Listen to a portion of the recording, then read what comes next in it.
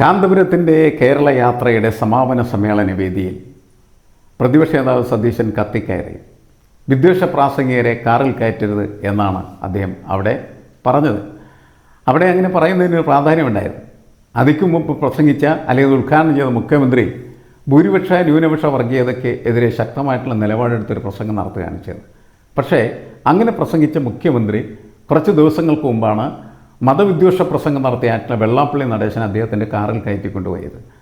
എന്നാൽ പ്രതിപക്ഷ നേതാവ് സംസാരിക്കുന്ന സമയത്ത് മുഖ്യമന്ത്രി സ്റ്റേജിലില്ലായിരുന്നു. അദ്ദേഹം പോയി കഴിഞ്ഞതിന് ശേഷമാണ് മുഖ്യമന്ത്രിക്കെതിരെ കത്തിക്കയറാനായിട്ട് പ്രതിപക്ഷ നേതാവിന് കഴിഞ്ഞത്. അദ്ദേഹം കത്തിക്കയറുകയും മതവിദ്വേഷകരായിട്ടുള്ള ആളുകളെ കാറിൽ കയറ്റരുത് എന്ന് പറയുകയും ചെയ്തു.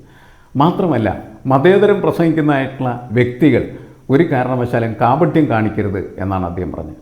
ഒരു വശത്ത് മതേതരം പ്രസംഗിക്കുക, മറ്റൊരു വശത്ത് മതവിദ്വേഷ പ്രസംഗം നടത്തുന്ന ആളെ കാറിനരികിലിരുത്തി കെട്ടിപ്പിടിച്ച് കൊണ്ടു കിടക്കുക, അവരെ പൊന്നാട അണിയിക്കുക. ഇത് എന്ത് തോന്നിയ ദിവസമാണ് എന്ന് അദ്ദേഹം ചോദിച്ചാൽ. പക്ഷേ അതേ സമയത്ത് തന്നെ വി ഡി സതീശനെതിരെയും വിമർശനങ്ങൾ ഉയർന്നു വരികയാണ്. കാരണം വി ഡി സതീശൻ ആർക്കൊപ്പമാണ്? അദ്ദേഹം ജമാഅത്തെ ഇസ്ലാമിക്കൊപ്പമാണ്. ജമാഅത്തെ ഇസ്ലാമി എന്ന് പറഞ്ഞാൽ ആരാണ്?